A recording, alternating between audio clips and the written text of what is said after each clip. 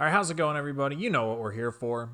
Yesterday when you're seeing this, the Black Ops Cold War multiplayer reveal event happened, and boy oh boy did it happen. I'm sure you could tell by the title of the video, but I'm gonna be going over basically everything that I saw, stuff that I liked and stuff that I didn't like, just my general impressions of how it looked. We're here on Black Ops 3 because A, it's a Black Ops game, it's also currently the only Black Ops game I actually have the ability to play online, and B, I wanted to play a game I didn't care about. As you can see by my level up there, I did not play this game very much at all. Oh, actually that reminds me, can I put the clan tag on this? All right, it would appear I can't use my clan tag for some reason. Sorry, Phase 5, no clan tag for me this game. I mean, it's fine, I'm terrible at this game. I seriously doubt I'm gonna hit anything in this session. To be honest, I'm probably gonna do terrible. Just like I said, I wanted something I could just relax to, not have to sweat too hard and just talk about how I felt about everything. So yeah, let's get into it. So to start out, I do want to say I thought the whole event just looked really good overall. I am gonna go through point by point, but I did just want to say that in general, I felt pretty good about the entire thing. To be honest, I am really surprised that they showed so much. Typically, I think going into it, pretty much everybody just expected a trailer and maybe a tiny little bit of very curated gameplay. I don't know if anybody really expected them to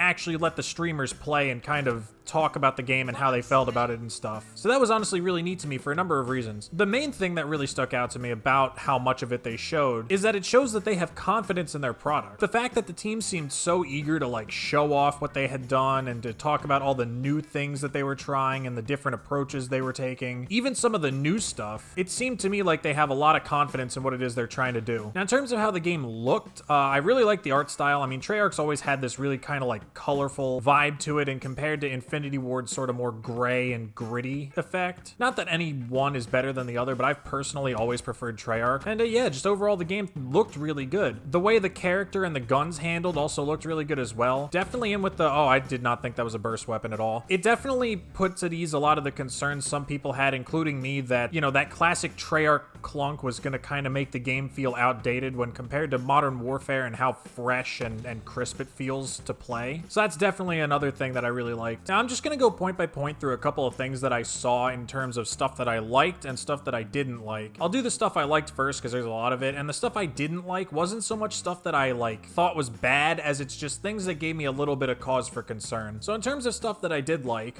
obviously, like I said, the game looks good, the color palette looks good, and the movement looks good. Another thing that I did like is that apparently the gunsmith is coming back. I don't necessarily know if I can put this in the like category yet, because I have mixed feelings about the Modern Warfare gunsmith, but the way they talked about how they were doing it and some of the changes that they were making, it seems like this might be a little bit better. Obviously, I have to actually get my hands on the game and see, but I think that might be a good thing. They seem to really put a lot more emphasis on customization, and I'm wondering if maybe they were able to like better balance the attachments so there's not just like one setup for every single gun that everybody's going to be using. Speaking of the guns, I thought the gunplay looked really good. I think it's a nice blend between that like classic Treyarch feel and also keeping in touch with this sort of new, I guess, more polished feel that Modern Warfare has like made us come to expect. And I did hear from like a lot of the streamers and YouTubers and stuff that a lot of the guns feel good. Obviously, there are some early standouts for like the best gun. Like for example, apparently the AK-74U is really good when compared to the other SMGs. So we'll see how that goes. I mean, again, it's not bad to have certain guns that are better than others. My issue with Modern Warfare is just that it's been the same guns all year long, and that the guns that are considered like quote unquote the best are at such an advantage when compared to their competition. So we'll see. We'll see if they like maybe are able to pay better attention to the balancing and whatnot. You know, it's really going to depend on how Treyarch chooses to approach things from their initial build of the game. And speaking of gunplay,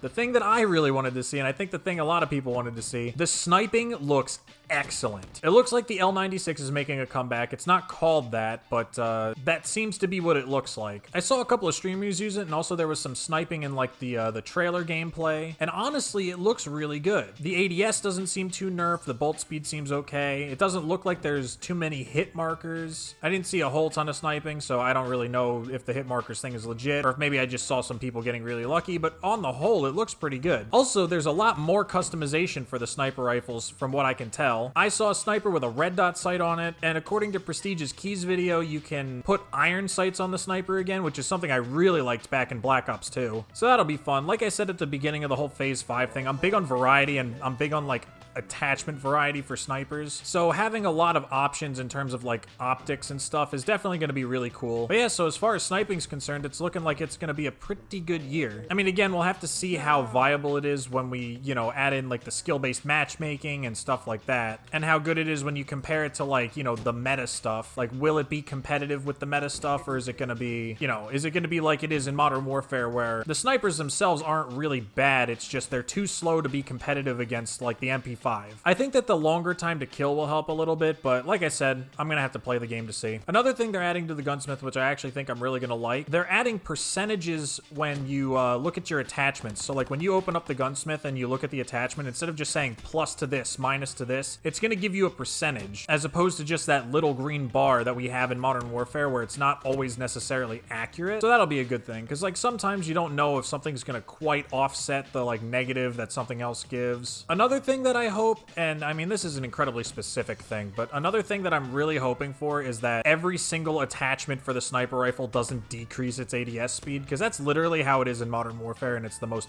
frustrating thing in the world. Like, I hate that if I want to use anything that isn't an ADS attachment on a sniper in Modern Warfare, it automatically decreases my ADS speed. It's so annoying. So hopefully there's a little bit more customization there as well, and not just with, you know, reticles and whatnot. Another thing I saw that I really liked was that when they were talking about like the maps and map design and stuff, they mentioned a couple times, not necessarily like in emphasis, but they mentioned focusing on a 3-lane map design, which I think is really good. I think those are the types of maps that definitely play the best in Call of Duty. I think you can kind of see that reflected in Modern Warfare. A lot of the 3-lane maps play a lot better than the maps that ship with the game that weren't like that. And I think that combined with the radar going back to the way it used to be, the old minimap has come back. I think that those two things are definitely gonna kind of kill this slow, camp-heavy playstyle that's like super prevalent in Modern Warfare. I think we're definitely gonna be seeing a lot more movement, a lot more action, which is definitely what I prefer. And yeah, I mean, aside from it just looking really good overall, those are like the specifics that I picked out that I was pretty happy with. So now I'm gonna talk about some of the things I saw that I don't necessarily think they were bad, but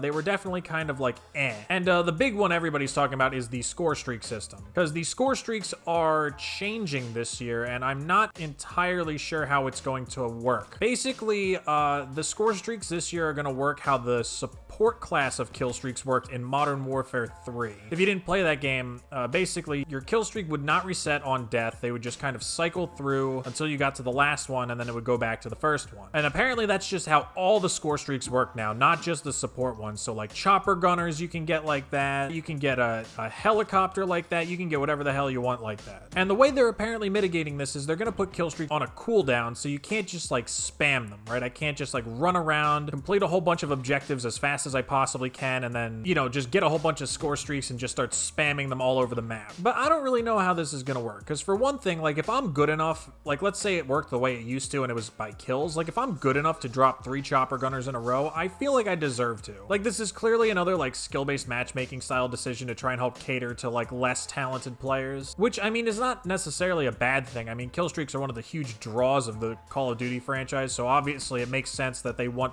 as many people as possible to be able to use them. And we'll see exactly how that works later on, I'm assuming, but like, I don't know how that's gonna work for somebody like me, right? Because I'm a really, really aggressive sniper, and like in games where I'm like very practiced and I'm good at them, you know, I'll drop 40 kills in a game, but I'll go like 40 and 33. So does that mean that according to my score streaks, I have done an equally good job as somebody who went 40 and 2? Because my score streaks are rewarding me in the same way. I don't know, it'll be interesting to see. And but I mean, apparently there is gonna be a multiplier for like going on a kill streak to like reward that type of stuff, but I don't really know how exactly that's gonna work. Now the other thing I saw that I was kind of about is, and this is a bit of a nitpicky thing, but apparently they're changing hardpoint to where it announces the next hill. I don't know how I feel about that decision. As much as I find it annoying that I have to like rememorize the hills for hardpoint, you know, every time that I get a new Call of Duty, and you know, as frustrating as it can be to have teammates who don't know where the next hill is and just don't rotate in time, or like I've had a lot of times where I'll just rotate to the wrong hill. I don't really know if I really like the idea of having the next hill just announced. I mean, again, I realize that's very nitpicky and that's really just a game mode specific thing, but I don't know. It feels like they've done a lot of things between like that and the score streaks and, you know, some other things that are really trying to cater to like the more casual players and almost like not really punish, but definitely feel like they're taking away from, you know, players who put the time in to really improve and be as good as they can be. Oh, another thing I saw, and again, this is a random kind of thing, matchmaking, but apparently shotguns are secondaries again, like how they were in Modern Warfare 2. I don't like that decision at all. I fucking hate shotguns in general. I definitely hate them being a secondary. I can barely stand when people run around with shotguns with like overkill on, and now they're gonna get to do it for free. I mean, I don't know, maybe they'll make the shotguns like complete shit, but I doubt it. Because I saw some of the streamers today running around with the shotguns, and yeah, I don't know. We'll have to see how that goes. Maybe there's gonna be a balance patch or something that'll fix that up. Because from where I'm sitting, I'm not sure if that was the move. And obviously all these things that I just listed, we're gonna have to see how those affect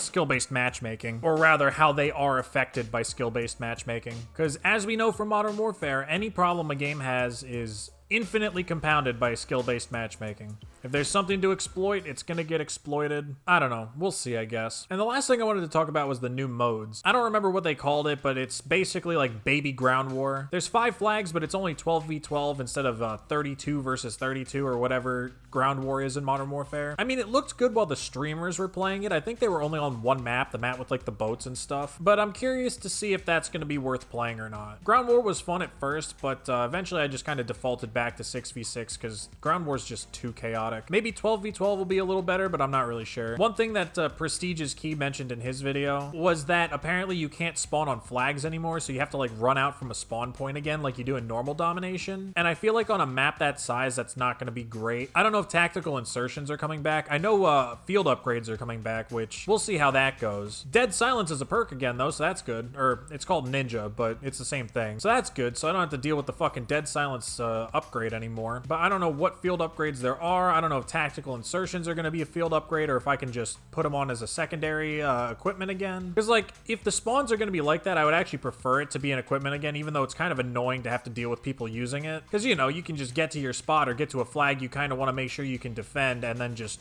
drop your tac next to it and you're good to go. I've been running around for almost 2 minutes and I haven't seen another person yet. What is going on in this lobby? And the other new game mode that they mentioned was this weird like escort mode where one guy becomes like an escortable VIP and then you have to kind of take them across the map to an extract point. It's kind of like the extract missions from XCOM, if you've ever played that game. But I'll be interested to see how that goes. I don't know if that'll quite catch on or not, because Call of Duty players on the whole tend to be very, very uncoordinated in pubs, and that seems like a game mode that requires an intense deal of coordination. But I don't know, I think it could be fun if you had a squad. Like if you had like a squad of 5 or 6 and you could just hop into the game together and, you know, you can really come up with a strategy and say, all right, you guys go here, VIP come with me, you know, all that kind of stuff. But anyway, I think that about sums up my initial thoughts on it. I'm sure I missed a thing or two. Oh, there was a zombies tease, by the way. At the end of like the multiplayer reveal trailer, like the actual trailer, there was like a little 10-ish second clip of zombies, which looked really cool. I'm excited for that. Definitely gonna be making zombies videos on that game as well. And yeah, I'm really excited for the beta, honestly. Everything I saw, despite my concerns, everything I saw looked really, really good. Treyarch definitely outdid themselves. I really wasn't sure what we were gonna get this year, but